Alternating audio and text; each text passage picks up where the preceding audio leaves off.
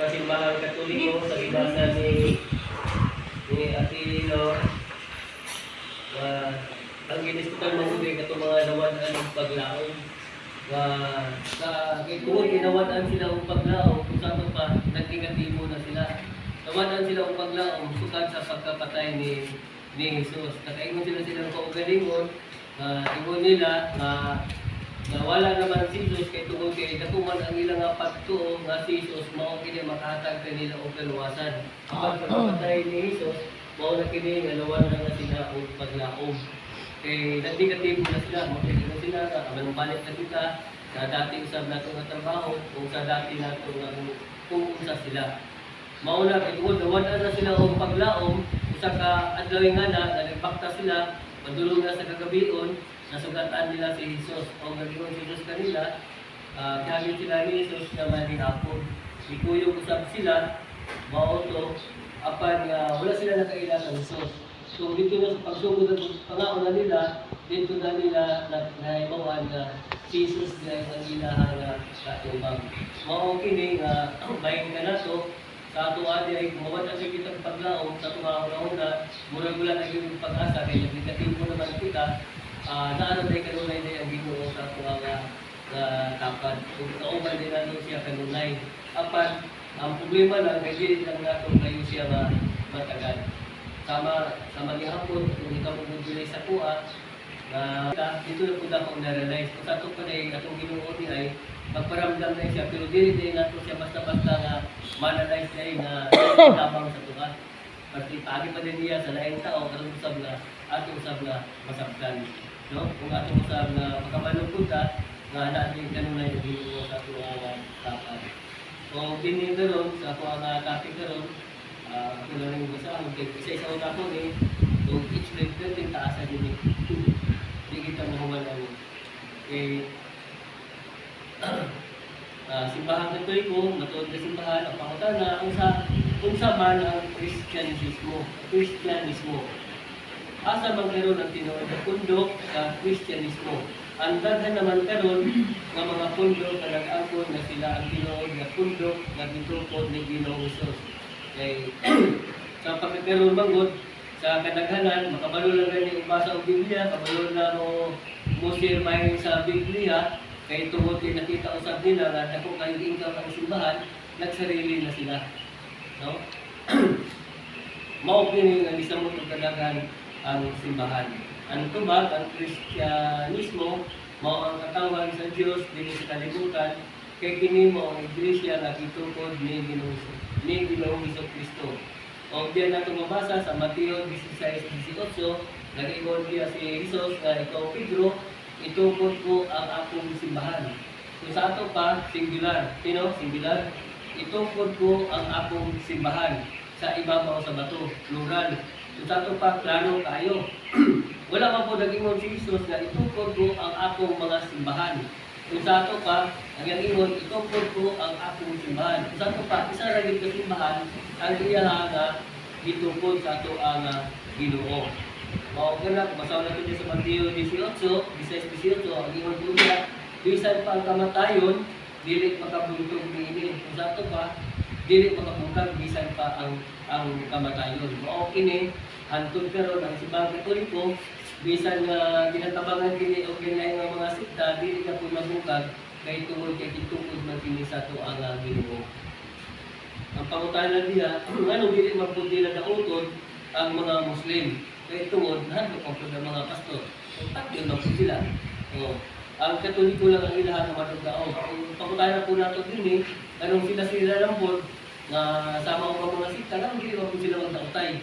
Kaya ang tutupan na yung bilang mayo, sinisipang Katoliko. No?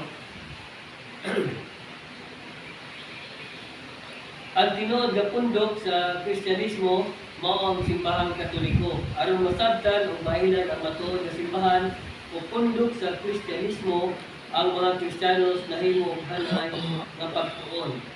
O kini mao pagtuon gitawag nga ecclesiology. Ecclesiology is a branch of theology that deals with the study of church, history is condition found in growth and development. Sa Bisaya, ang ecclesiology mao ang pagtuon mahin sa Ginoo nga nag-anay sa pagtuon sa kasaysayan sa simbahan.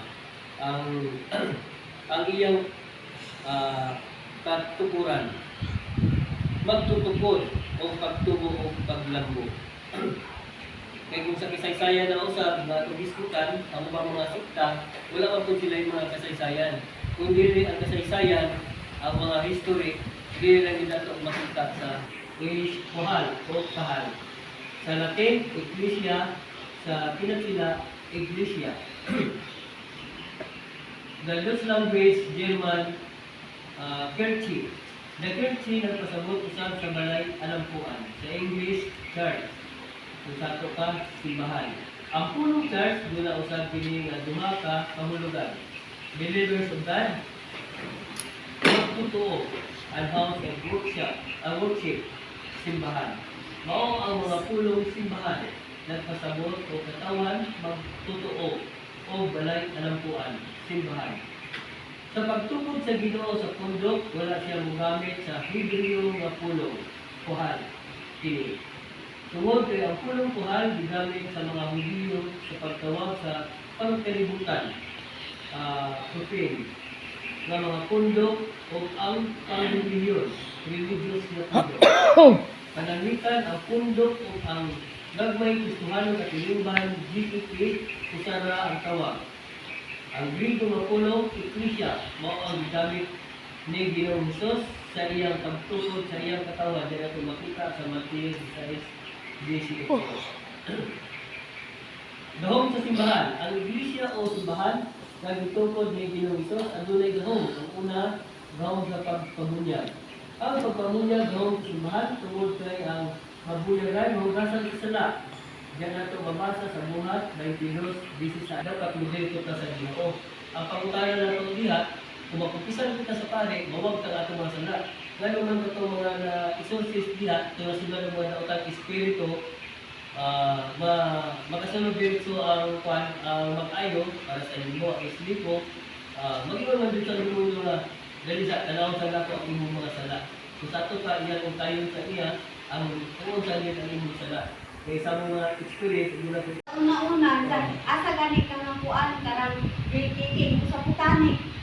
Ay nanay, Chris ka sa botanic, di ay Chris ka sa botanic ko, pero karang makubog ng butbudya. Kaya sa una daw, wala rin na, wala Chris ka visitation sa una. Naman ko Chris ka visitation, ang problema, wala mo.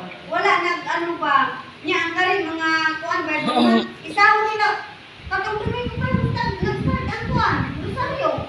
Sa instrument nila, ato sa GC. Hala ka diyan. Kumandayon to kay pahuman lang. Kumandayon ko. January. Kanya, katong paso, yan si, wala sila. Wala, lagi ka. Ilang Ang tanan taga-assist sa kay GT Lord? 46, Ilang wala. taga-assist? Ha? Ilang taga-assist? Kami doon ni Ate Beatrice, Ate Beatrice makikita. Napod mo part ba yan na sa'yo? Ikahasan man mo ana, bago nagsugod ang enrollment, inyong gihatag pa yan yung papel sa ako. gibisitahan ninyo ang mga GKK. Ibisita gani ng kanang ginatawag na Kriska Kaya visitation. ano mo kalimaos sila? Kaya karang ganing gipadayon nila ang ilang Kriska session, kami nga karang zone visitation, muasis mi sa Kriska alagad. Kung yun sa nila pa Kriska, dili man sila kabalo. Pero karang Rosario kabalo na karon. Ya pero dili ko sila kabalo, maulo na lang ka kaya kung sila. Ano yun? So, manindog kita para sa katapusan pag-ampong.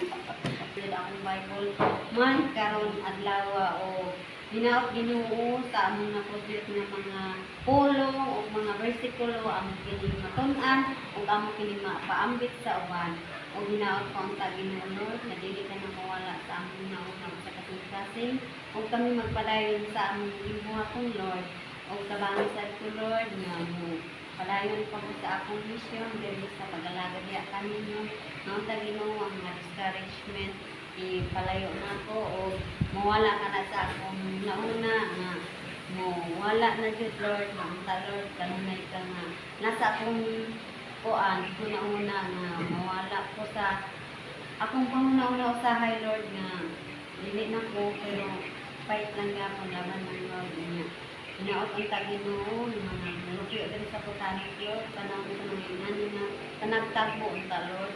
Nanaangka sila ang Ginoo makabalukot sila sa pangunsa ang aming ipaambit kanila. Salamat Lord God, kipiyasani nga mo'y speaker na ko karong hapunan nga sa diyang nabalaan ko na mo nga ang saysayan sa Biblia dili ko kalim o dili ko basta-basta. Sa iyang ipaambit karong kanang mo Lord God, ang tamatonan ko namo ilabi na sa amo ang tanang diri kanang mga nag-attend nga ta Ginoo kanang ka daghang salamat sa among pagpauli sa among matagot sa kabalay. Ubanan mo kami o panalangin mo kami. Kinig ka naman ito pangalan, bisalig diha kami sa ngalan ni Jesus. Amen. Sa ngalan sa Espiritu Santo. Amen. Dari tayo sa pagkaon na.